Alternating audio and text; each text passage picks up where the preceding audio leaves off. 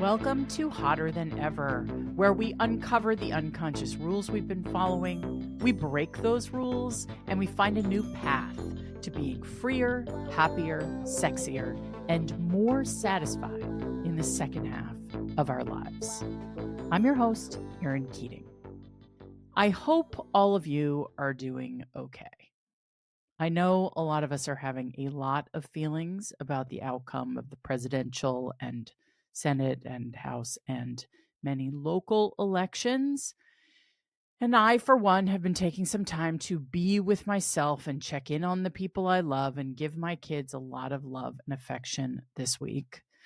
I have been laying low and writing and working out and generally trying not to get caught up in the spin of what does this mean and what will things be like, because no one has a crystal ball and no one can predict the future. I'm trying to feel my feelings, which are really feelings of anger and disappointment and frustration. But I'm also trying to stay where my feet are and take care of the people I love. This too shall pass. One of my most comforting and trite things that I say to myself when the world is not conforming to my ideals. And I know this is not a political podcast, but this is a podcast about living our best lives over 40. And it's hard for me not to see this election as a referendum on what the country thinks about women, especially women in midlife, and what our rightful place is in the world. It's hard not to see Kamala Harris and half of the country's rejection of her as a repudiation of powerful, accomplished, professional women at the top of their game. It's hard not to look at the extraordinary race she ran and how she rose to the moment and not see the best of all of us. It's hard not to look at her and relate to someone who has really done everything by the book and done it extraordinarily well. It's hard not to think she's been done wrong, that we've been done wrong. You may feel differently than I do about the outcome of this election. You know, we're all different people and we come from different points of view. But since this is my podcast and you tune in for my point of view, I just want to say that it's hard not to think, what the fucking fuck, when I see what this country has chosen for itself.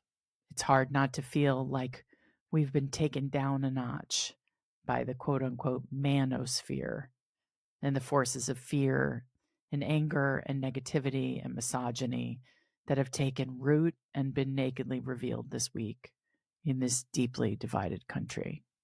But I am fundamentally an optimist, especially about women in midlife.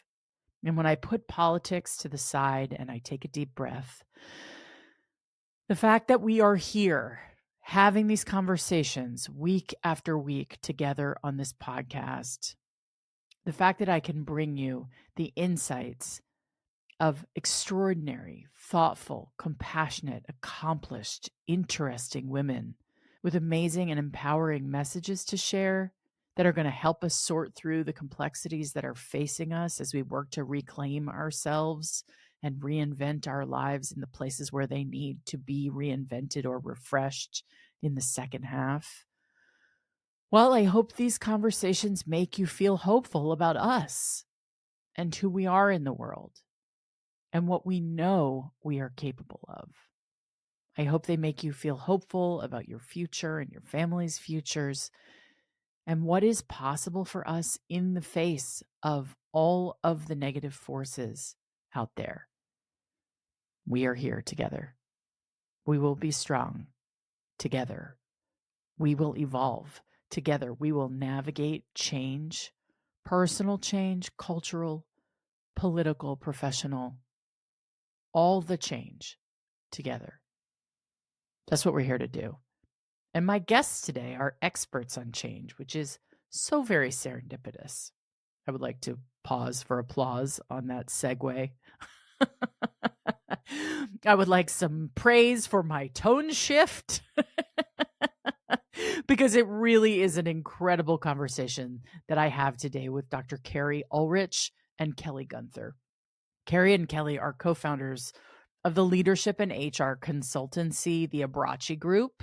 Together, they co-host a podcast called the Breakout podcast, where they talk to change experts and boundary breakers about how to navigate changes big and small. And they've written a new book that's called, this is an amazing title, Whatever the Hell You Want. I really love that title because now more than ever, what I want is whatever the hell I want. I don't want to have to justify it to anyone. I want what I want. And you are free to want what you want too. In their book, they guide readers through identifying the boxes that keep them trapped, creating a plan for breaking out and living a life of choice and freedom. Keri and Kelly are also best friends who have figured out a way to spend a lot of time together, which sounds like a dream that a lot of us might share. All right, let's get hot. Hotter than ever. Hotter than ever. Just getting started. Keri and Kelly, welcome to Hotter Than Ever. It's so wonderful to be here. Thank you, Erin, for having us. I am thrilled to have you, and I am so excited to talk about careers and the workplace and understand exactly what change management means. But first, I would love to hear your personal stories and how you came to start a company together after long careers, presumably doing your own individual things. Yeah, so I'll go ahead and start. I'm born and raised in Wisconsin. So if you notice the nasally accent, that's why. I went to college, got a degree in English, and then I started working at a healthcare clinic.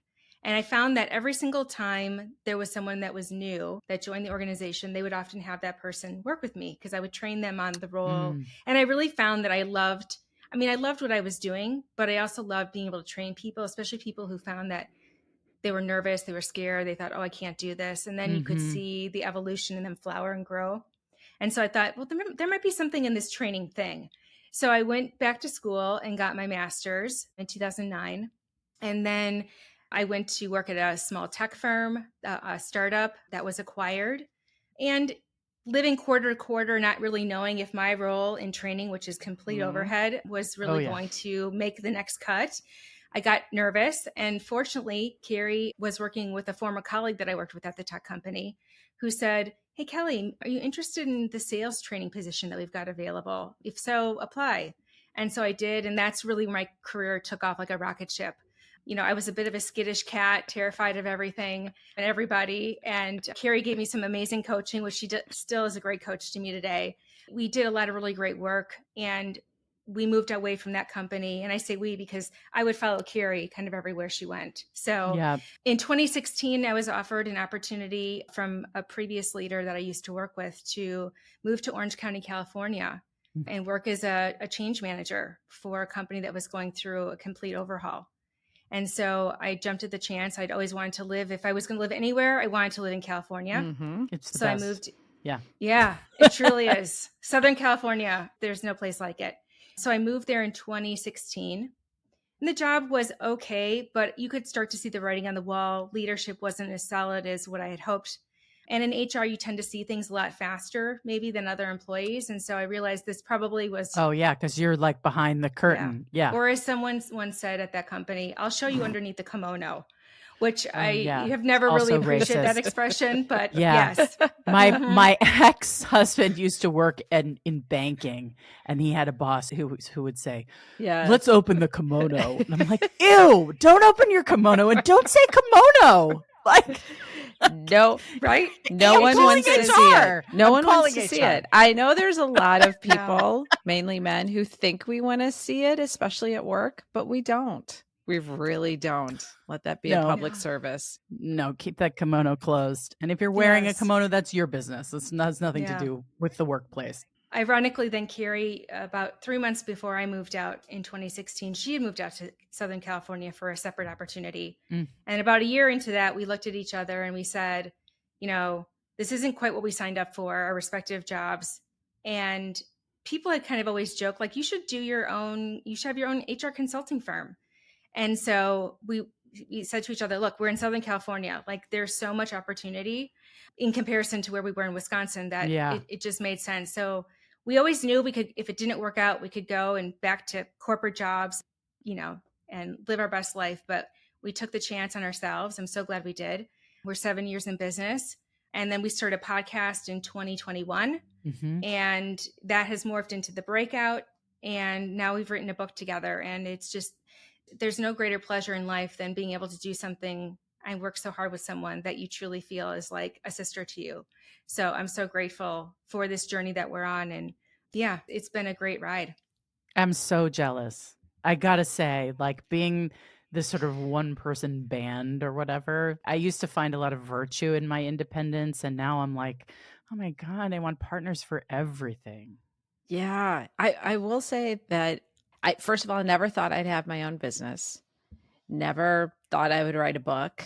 Now it's number 2, the second book, which I joked yesterday that I still can't believe it. But Kelly and I get a lot of questions on how do I start my business? How does it look? How do you survive? All those kind of great things. And I do think, Erin, the fact that we've had each other, I'm not sure that I would have started it without a partner and without Kelly. And then I don't think I would have survived without a partner. And It's not necessarily because we didn't have the skills for it.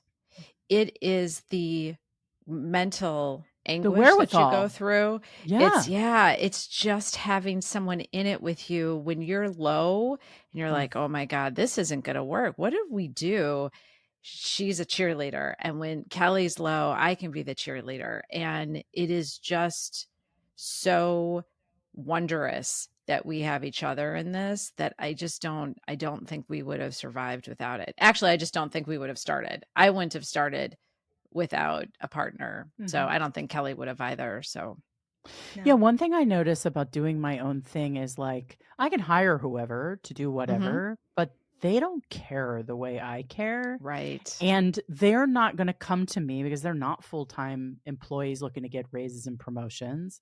They're not going to come to me and say, I had this great idea and I'm going to execute against that idea. It's for me, it's like, I'll hear some ideas, but it's like, okay, and then what? Or it's me having a million ideas and me having to push and drive and me being the motor all the time. And that's very hard on your own. Mm-hmm. And I think we have this myth of independence and entrepreneurship and this sort of like intrepid frontier spirit or whatever it is in America. And I don't think that's the female way, not to gender stereotype, but I do think women, when I think about power and agency, I think about women doing power with and not power over. Mm-hmm. Yeah. And us sort of leaning into our communities, our networks, each other to grow and advance. Yeah. And we're as Kelly and I talk about so much in the new book is around how you break out of these expectations. And one of the expectations is very much communal and community for women. And sometimes that really works well. And it's amazing, like Kelly and I in our corporation and doing all this great work. And then sometimes we've been very much pitted against each other. And because of that, and because we're supposed to have community, we can't rise up because the community wants to pull you down. And I've been in those situations where I'll say, oh, I'm going to go do this. And you can feel the community sometimes say, why are you? No, stay here, pull back. And so there's a double-edged sword to that community sometimes as well. Keri, talk to me about that, because I hear this. It's just not been my life experience that I'm in competition with other women. Like I don't feel that. And maybe I'm just not seeing it. Or maybe I'm not playing a certain game that other people are playing, but I just always feel like, oh, women are allies. Like women are here to support each other. And like, I've never felt like I'm competing with someone for male attention. I'm competing with another woman for, visibility in a company. But maybe it's just because I'm not wired like that. I don't see it, but I hear it from people. Yeah. I think first of all, let me take the evolution. We're so much better now. Let's be like the fact that we have a podcast where we can support each other and you're supporting women, Erin. I mean, it is an open venue for us to do that. Yeah. I think when you're a community, and there's something in Australia that I learned about so long ago called the tall poppy syndrome. Yes. And I've heard this from an Australian recently. Talk about this. And so what's so interesting, because many cultures they're community-based versus individual-based, which is very much America. Just like you said, Erin. Oh, yeah. We are individuals. We pull ourselves up by the bootstraps. We have a whole story around it, and you're an individual. A lot of cultures, you're a community. But what the dark side of that, the flip side of it, because then you think, oh, this is so beautiful. We're a community and everyone helps each other.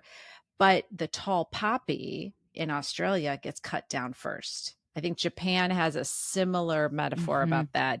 But in Australia, if you're the tallest poppy, you get chopped first. So that message means to the rest of the community, don't stand out too much. Don't tell about all your accolades, or I'm going on a podcast, I wrote a book.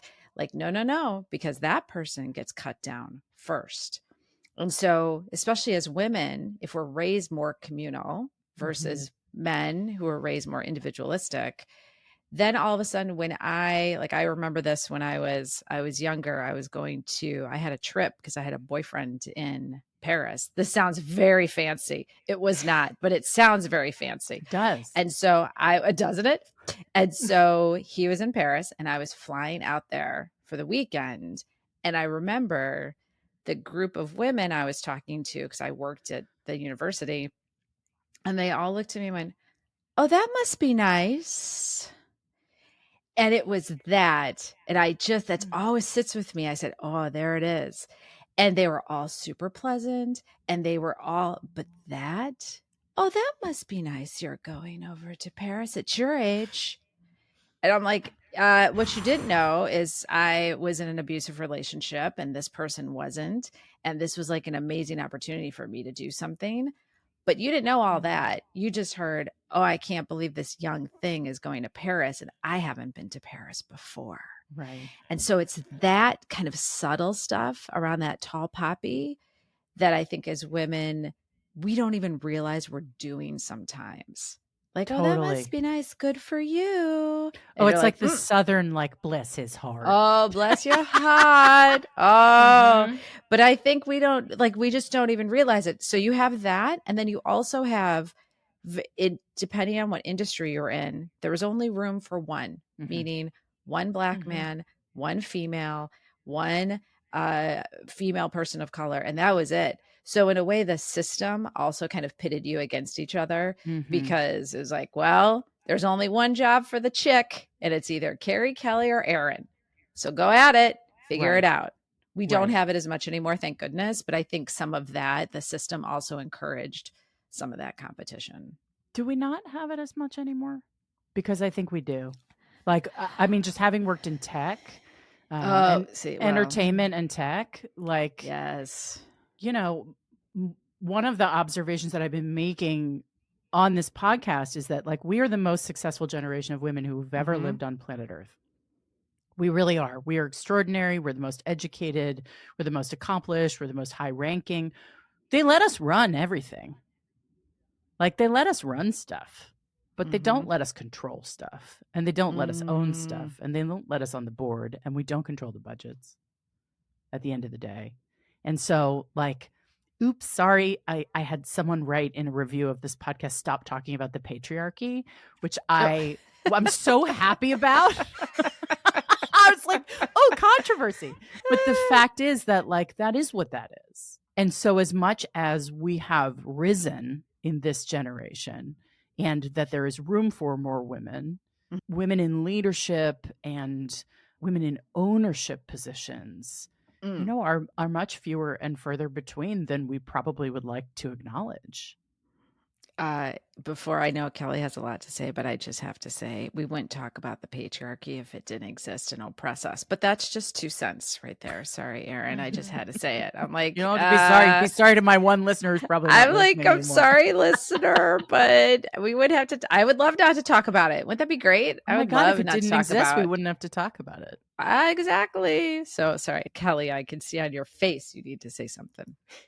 Well, it's the idea, I think, too, as women, we sometimes don't give ourselves permission to be able to embark on things because we feel like we need to have 100% of everything figured out before we even apply. Whereas, and there's a stat about this and I was just talking with an employee about this not too long ago, that men will look at a job description and they'll see 60%. I've got 60% of what the job is looking for. I'm in. Solid gold. I'm gonna apply and probably get the job. And I'll ask for like 20,000 more than the offer and a 50% raise. Like that's where and I wish sometimes that women, and it's not to say all women don't see their value, but a lot of them feel as though they have to get permission or they have to have everything figured out and be presented. And in some ways that is the expectation anyway, that if she's a powerful woman who has a path and she knows what she's doing, she's labeled sometimes a bitch, which is horrifying because you never call that to a man who is in control and leads a business and makes tough decisions. And, we're just called too emotional. Yeah. So, there's a lot wrapped up in that for sure. Yeah. It's so interesting to me. And I think what happens in midlife is that our experience comes to match our expectations and hopes professionally. So we actually now consider ourselves qualified just at the moment when our lives are changing so much and the marketplace is changing so much and ageism starts to creep in and sexism still exists. And we're finally like, wait, no, I did all the things. I had a conversation with a friend the other day whose career has been very parallel to mine in television for many, many years. We were development executives coming up in the comedy world. And she said to me, for 20 years, I did everything right. I did all the things you're supposed to do to get to a place in your career where you're an SVP or you're an EVP and you're making meaningful decisions and you have all the agency that you've been craving, that you've been working towards, that you've been doing it brick by brick, just the right way. And now in those businesses, in entertainment and in tech, like the bottom falls out from under you, especially in entertainment. And we're all going, oh my God, what are we supposed to do now? We did the things we were supposed to do. And it's this sense of injustice. It's the sense of unfairness. And also it's this kind of the sense of like, suck it up, buttercup. Like you've got to figure it out yourself now. And so that is why I want to understand the notion of change. We all experience it. I think we're experiencing it to such an incredible degree these days, where we are all rolling in midlife with changes to the workplace, changes to our desires in the workplace, our career and professional aspirations, changes to our personal lives. There's a lot of divorce in midlife. Changes to our situation with our kids if we have kids and they're getting older and they're moving out. Our bodies are changing. Our values are changing as our estrogen drops and we decide we no longer need to accommodate the group. We no longer need the protection of the tribe in order to protect our offspring, coming down to an animalistic level. We are in constant change in midlife, and it is so uncomfortable. I think at a moment when we want to be comfortable. You need those comfortable pants because you hit midlife, you gain that weight. Stupid estrogen drop. But you need to be comfortable with good pants. But I think, Erin, when you talk about that I did everything right, brick by brick. And what I hear quite often is I did it because I thought that's what I was supposed to do. And that's what's so hard then when it falls apart, because you thought maybe you were doing it for yourself, but in actuality, you just thought, well, I need to get straight A's to get this. And then I need to go to this school to get this. And then I need to have this nice job and I need to do it this way. And then it falls out and you're like, well, who am I? Because I've been basing it on other people's expectations and externals. And whoa, now I don't know what to do because my entire identity was wrapped up in either being a mom, not being a mom, having this job, working at this company, working in this industry, and that falls apart. And then you really have to look at your core, which for many of us is really hard to look at. Like, what motivates me? And then when you look at that, you have to think about, okay, what's really important? Because this notion that we can have it all, you cannot have leisure time and a ton of money. Sorry, for the most part. I mean, you cannot be a parent who's there all the time and a giant career and a ton of money and leisure time. Like, you got to figure out, I can't have a rock hard body and eat some chocolate cake. And like, so you got to figure out what's really important to you. And that's extremely hard work if you have been ignoring that for most of your life. Well, and also if you've been trapped in a overwhelm of labor, which I think a lot of us are, which is like, you know, everything from the labor in the workplace. I had an extraordinary team of incredibly hardworking women in my last job. We were all basically masochists, like, because we were working so crazily for the brass ring. And because it was tantalizingly close. It had never been closer for any of us. We were like, this is it. This is the big shot that we've got. You know, we were at a company that IPO'd. We had all the, you know, all the things. And some of us did really well, but the cost of it for all of us was burnout because we all were having kids. We all were also trying to have it all. We had partners with crazy jobs.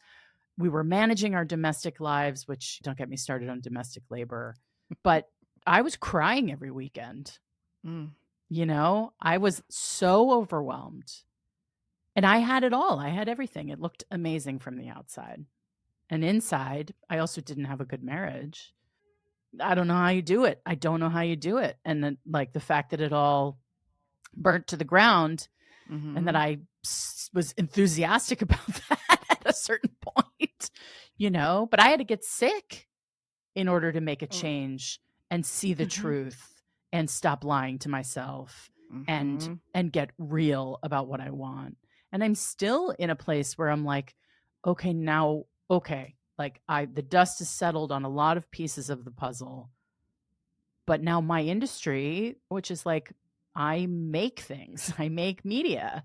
So I'm making a podcast and I'm writing a book and I'm doing all the things. I've got some TV stuff, but that doesn't exist in the way it used to. So I don't know how to pivot.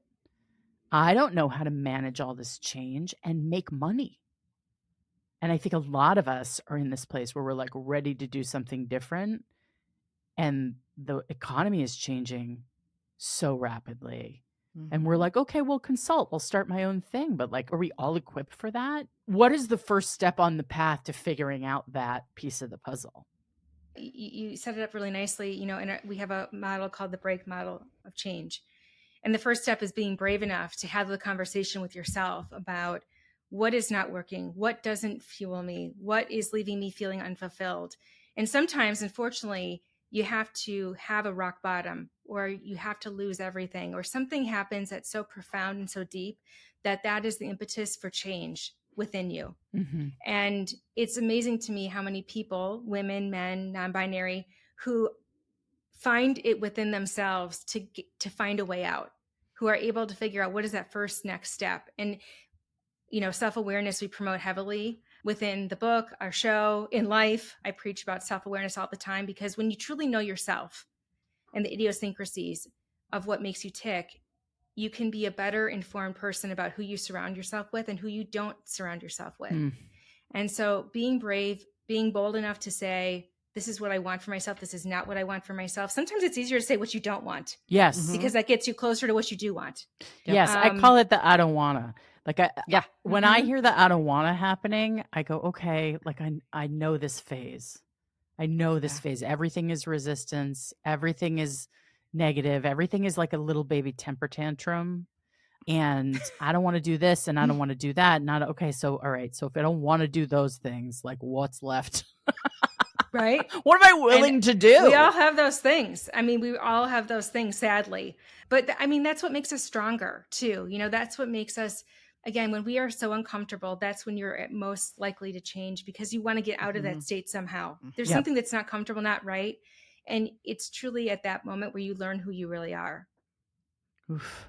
In the 12-step world, they say that we grow at the speed of pain. Oof. That one just rings real true for me.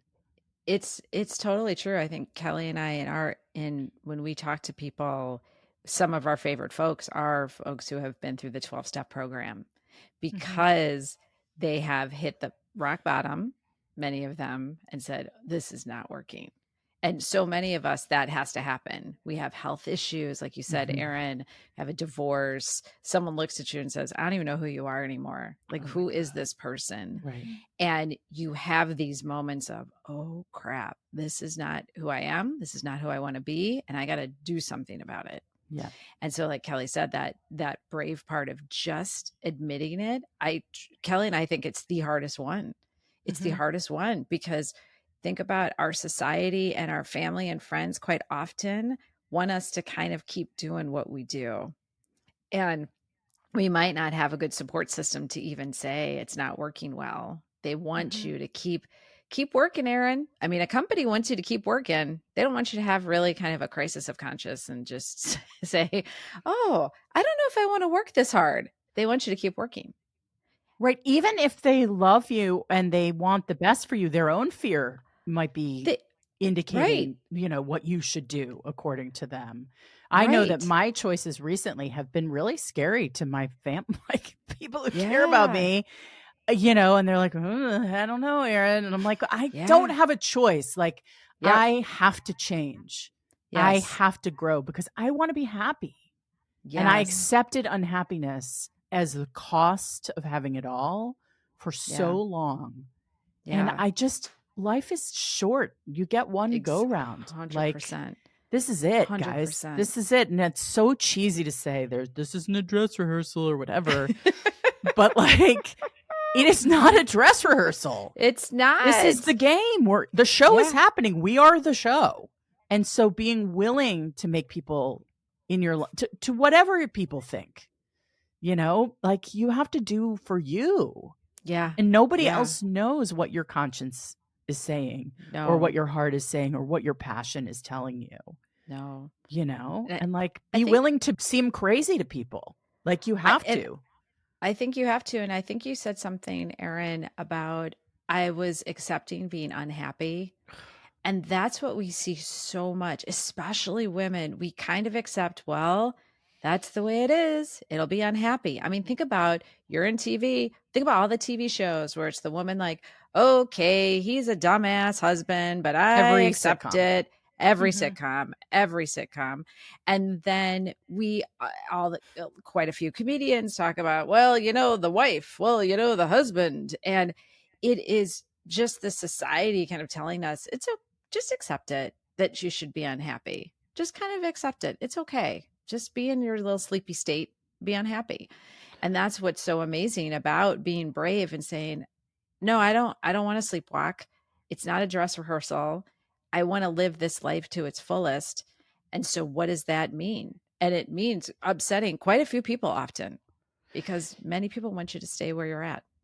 Yeah, it's more comfortable for them. I will say that I wish, and maybe this is a public service announcement, to two best friends who work together and have their own business. And maybe you could back me up on this. If you see your closest friends living a life that seems like a massive compromise and misery, and you see that they are unhappy, don't not say anything.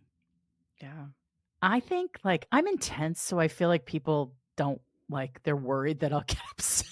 I'm not like angry, but like I'm emphatic, and people don't especially men, they don't understand that.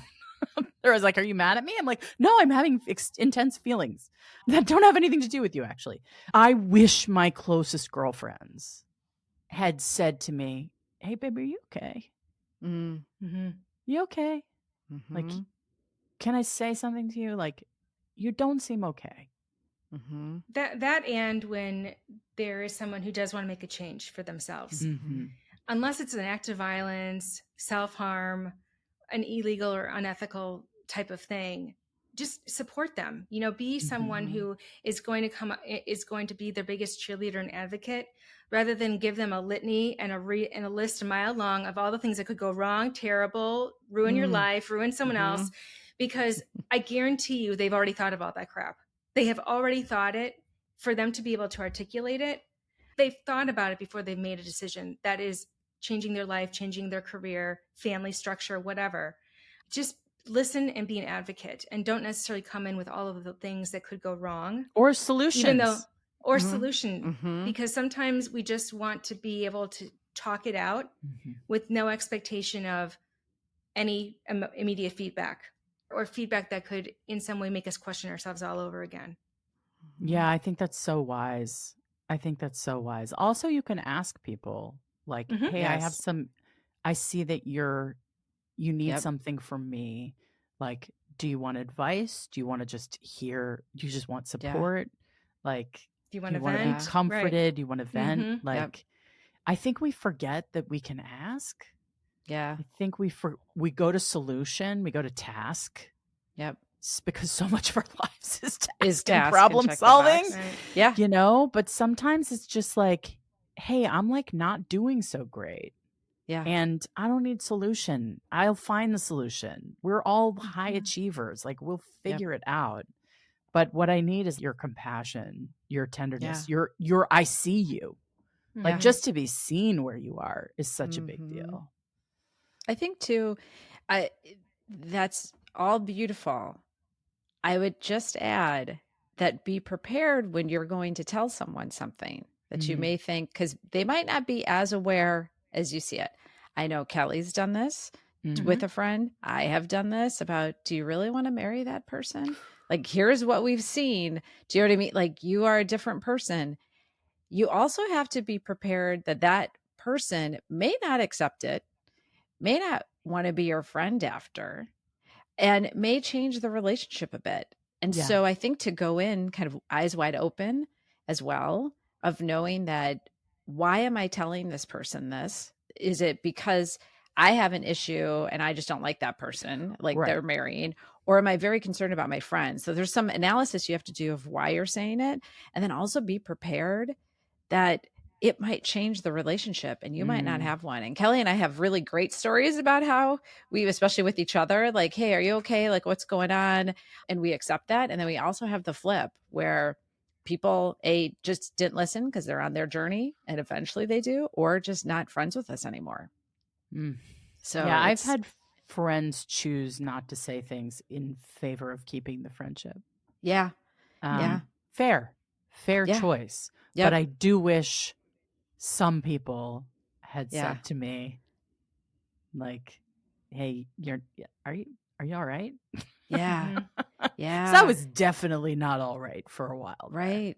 And I think, like you said, people, if they can show you they care and it's coming from a caring place. And I remember I said something to someone and he even looked at me. He goes, well, you could be right. You probably are, but I'm choosing to ignore it. I said, okay. And it was about a toxic relationship. Response. But it was very honest, and I'm still friends with him. But he was like, I think I'm just going to keep continuing down this path. Okay. I probably would have said the same thing. Yeah. Like, in terms of my marriage, which was so apparent to everyone how unhappy it was. Right. But I was like, I have twins. I have little kids.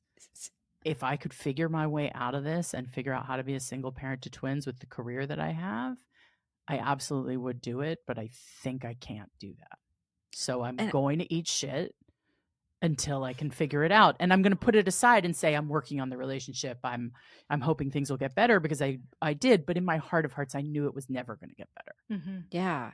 And I think that honesty, though, Erin, there's something about with the immediate gratification that we have, and we want everything to be fixed so quickly. And in a video, like, I started off sad, and then 2 minutes later on TikTok, I was happy again because I did something.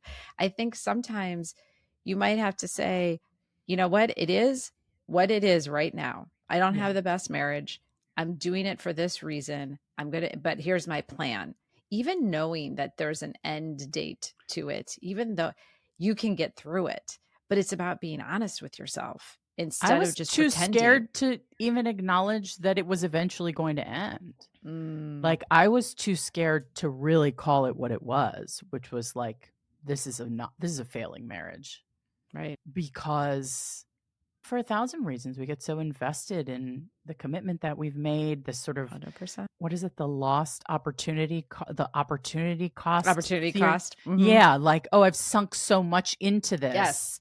If I bail now, I think people feel like that about working somewhere too. It's 100%. like, oh, I've been here for X number of years and I've put so much in, but if I go, then I won't be able to extract the value that I was hoping for in the long term. And kind of like, and when we talked in advance of this call, you said change is sometimes slow. And I hate that. Yeah. It's right. Don't we all want to lose 30 pounds in the next day? Yes. Like what? Well, hello. That's why Ozempic, and give me a shot and look at me. Dude, I'm on it. Weight. It's fucking great. And I'm going slow, but I'm going slow. You can't control how slowly or quickly you lose weight on it. It just decides for you. And thankfully it's been slow because then I feel like I have a shot of keeping it off. Right. You know, right. But yeah, did I want it to all be gone in 5 minutes? Every time I've 100%. Lost weight. 100%. I think Kelly, I know Kelly, we've heard so many people say this too, which is detrimental to your mental health is, well, it's the devil, you know. So it's another reason you won't change. It's right? The devil. And it's the right. And you even say it. It's the devil, you know. So they won't leave the job or they won't. And that's one of the things that I admire so much about Kelly. So where I like change, I'm like, let's do it. Let's mix it up. Yeah. Kelly doesn't actually, which is just, again, we're so opposite. And yet Kelly has moved. Kelly has made choices about her personal life. Kelly has broken these expectations. And she would be the first one to be like, well, I don't know if I should do it. And she does it every single time. It's amazing. Why, Kelly? I think I know myself pretty well. So I know what feels good and what doesn't feel good. And it's usually a knee-jerk reaction to say I can't or it won't work. So I think some of it's part of that. But it's surprising how much sometimes I lose confidence.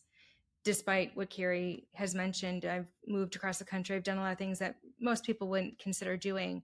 I've made a decision when I was very young to not have kids, which was very much going against the grain. But I knew myself well enough to know that that wasn't a motivator for me. Like that wasn't going to make me excited. I probably wasn't going to be the best mother if I did it just because that's the way I was supposed to do things. And I kind of just like showing people and proving people wrong too. Like there's something about saying, you think that's what my life has to look like. It doesn't have to look like that. And yes, we can be successful. So, you know, a little defiance, judgment. Yeah. A little defiance is good. Yeah. Yeah. I mean, when I was a sophomore in high school, I classically, everyone who knows me well knows that I struggle with math to this day. If I looked at a math equation, I would probably cry just because it brings up that much PTSD for me. And during a parent-teacher conference, the teacher told my parents, you know, some kids aren't meant to go to college.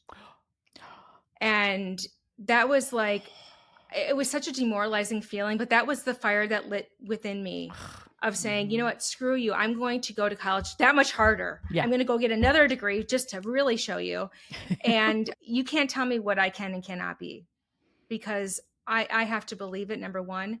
So I could have gone down a path of believing it and choosing a life that really wasn't one that I wanted, just because I listened to what some joker math teacher had to say about me. One small part of my life that has absolutely nothing to do with what I do today could have completely derailed my whole life. And for the people out there who are in similar situations where someone told them something horrifying or hurtful, it's why I went into learning and development, because I never wanted anyone to feel that same way, you know? So yeah, it's like people can say such horrible things. And if you believe it, it can totally change the trajectory of your life. But if you don't, and you want something better, that too can change your life.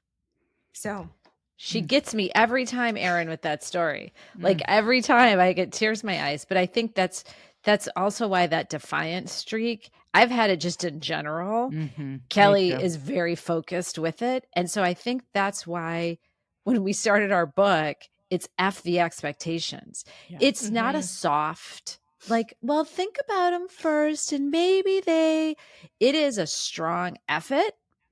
And You can now say we'll fuck unpack on my it. podcast. In fact, Oh, I can't. Good. I just was making sure. It was fuck the expectations.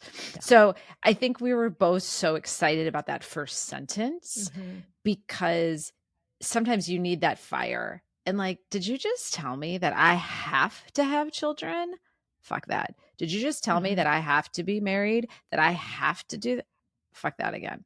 So I think that is such a good fire for people. Yeah. And maybe one of the first steps sometimes in change is thinking, which one do you really just want to go tell the F off? You know what I mean? Like, that one doesn't fit me and I'm so sick of it.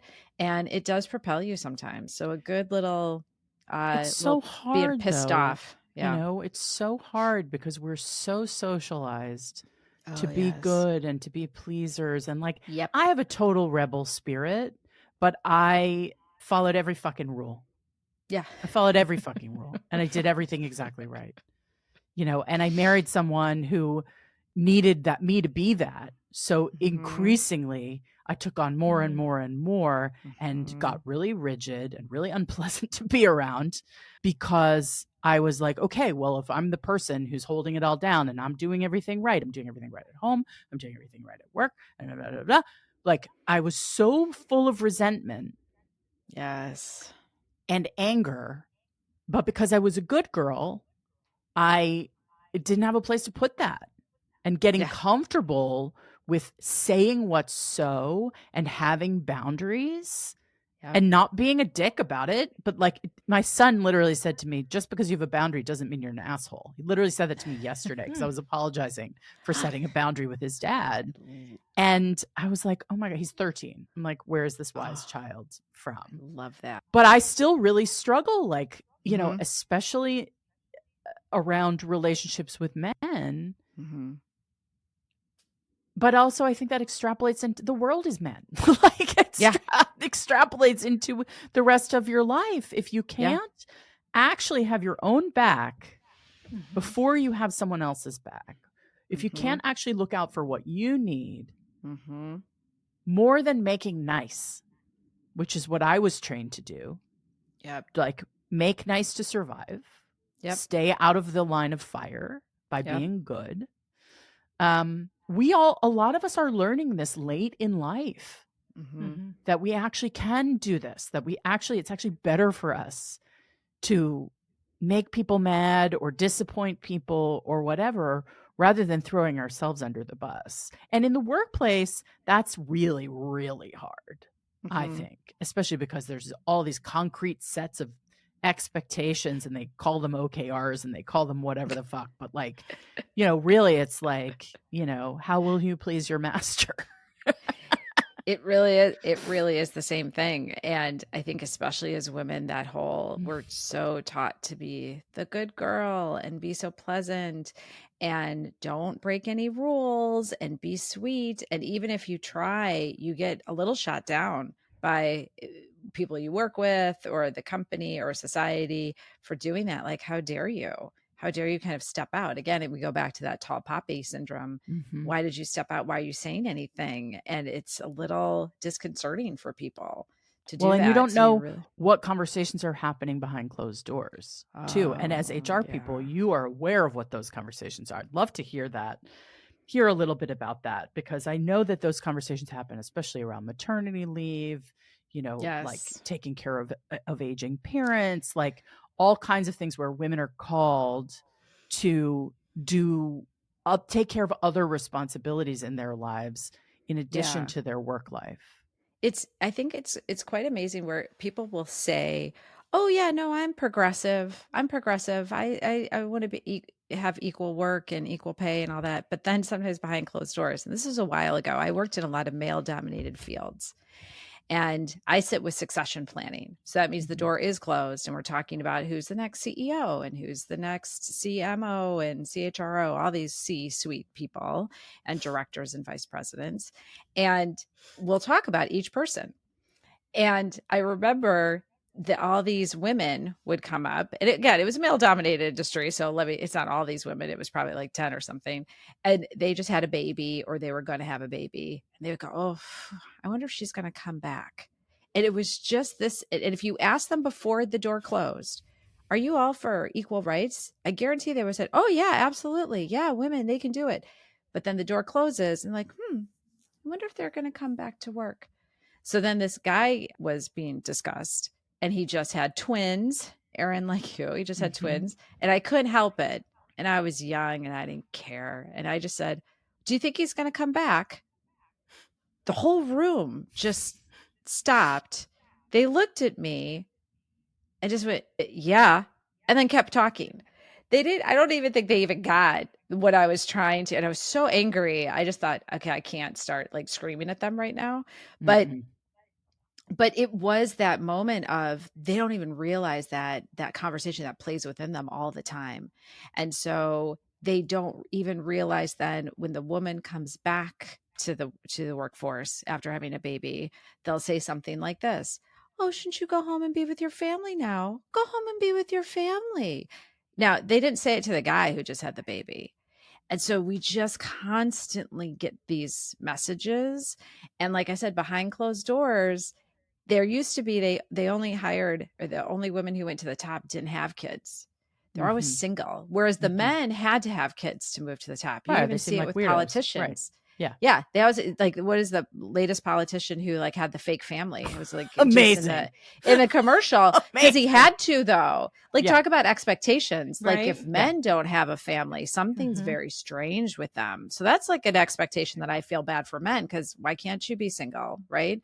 Yeah, the flip used to be women, if you made it to the top, I often saw you didn't have any kids and they didn't want them to have kids because they would be too distracted with their children.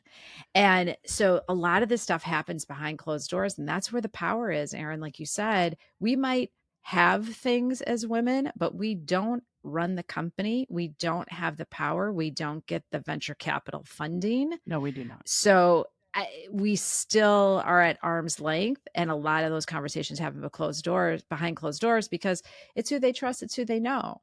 So when they see Jim, they're like, oh, Jim would probably do really well at that chief marketing officer. I don't know about it, Erin. I don't know. I'm not sure.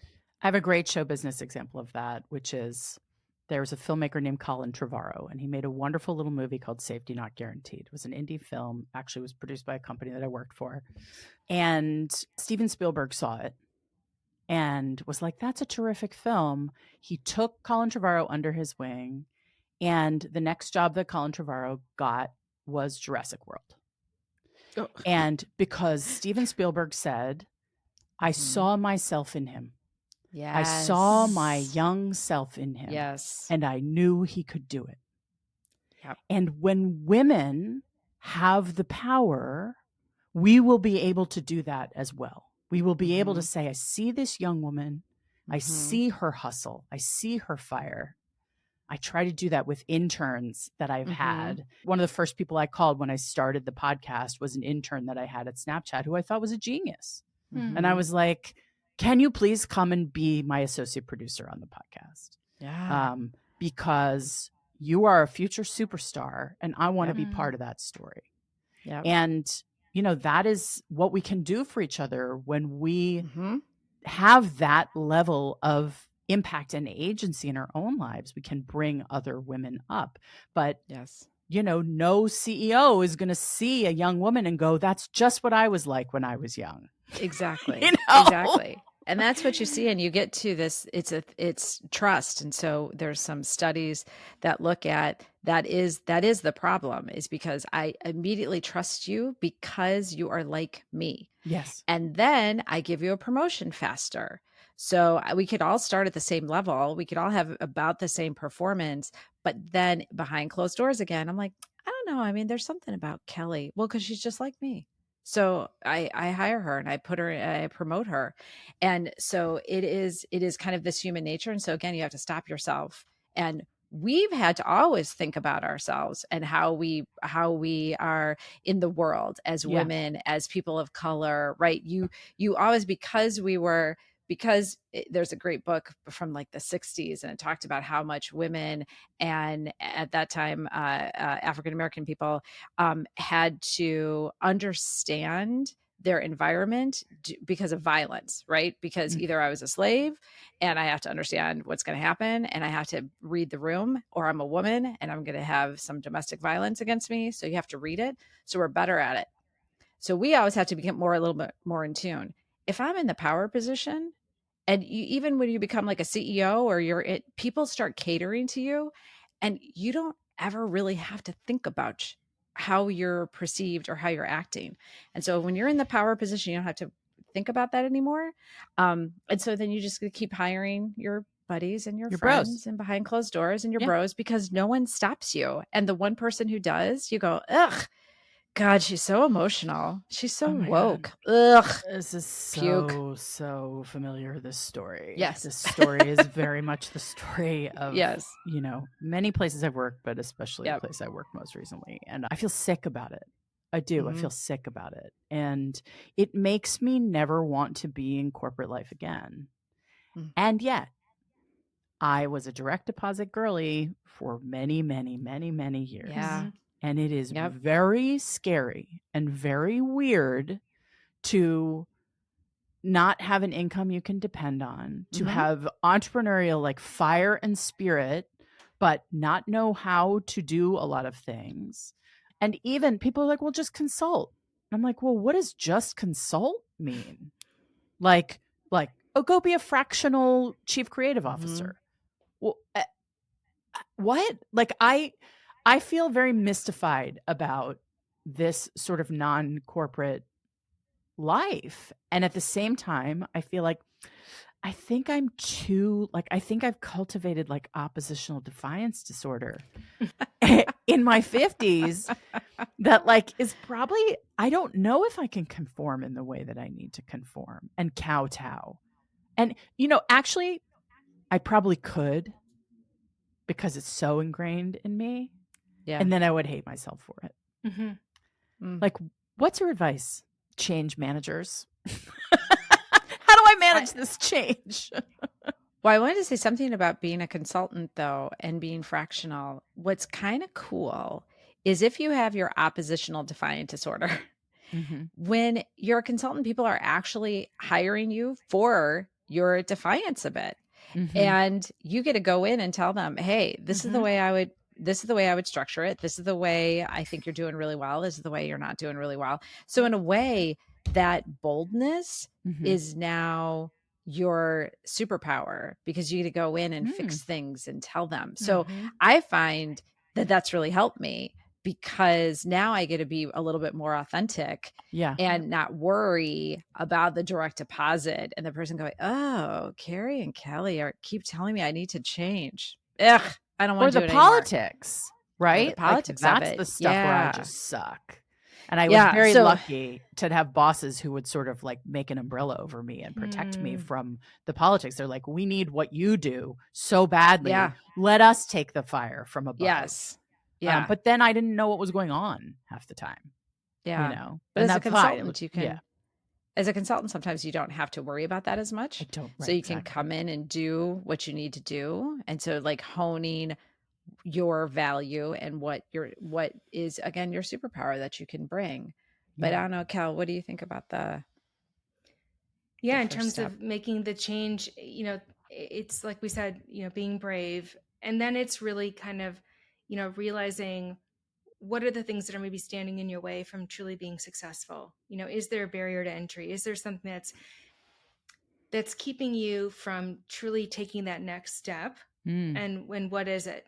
Then it's exploring the possibilities and really seeing for yourself, what if I had a magic wand, or there was absolutely no constraint at all put on me for myself or anyone else? What would those possibilities be? And this is where you really let your mind wander, and you don't necessarily put a time limit on it, because you have the best ideas in the shower, or when you're taking a walk, when you're away from a screen, when you're away from having to be somebody to someone else, and you can really just sit with yourself. That's when you sometimes have the greatest ideas. And then it's, what's that first action? But you have to want to make the change.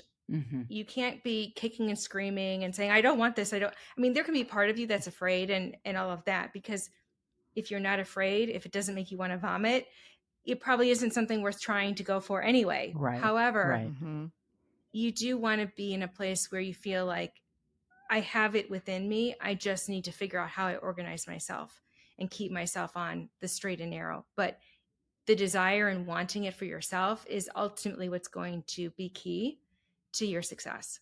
And I think too, Kelly, that when I think about how we started our business, and we had a business plan because we've worked in corporate for a long time. So we're like, oh, this is how our revenue will be split.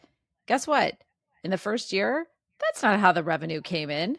That like we thought, oh, we're going to make a ton of money on these workshops and things like that. That did not happen. So the ability to pivot and to say, you know what, I'm still true to myself. I'm still core to what I'm doing. But, oh, okay, that gig actually fits really well. I never even thought about that. Right. And so that flexibility and being open is really important when you're starting your own business, because you kind of don't know sometimes where it could go, or there could be a partnership that pops up that you think, oh, that really worked out. Kelly and I thought there would be a great partnership. It didn't work out. We're like, okay, now we just move on to the next one. Yeah. So there's that flexibility that you really need as well. All of that stuff sounds really familiar to me about it, in how I've been feeling out different partnerships, different relationships, just different sources of revenue, different, like, what is my value that I can offer? What do I know how to do? What do I want to do? How can I be something you don't already have? How can I be something that people need in the marketplace? And, certainly there's a lot of white space in the area for women over 40, because we're a quarter of the population, and yet we are treated like we don't exist. We also control all the spending, and yet we're not prioritized in that way. So I feel like there's so much white space in the opportunities of creating businesses that serve us.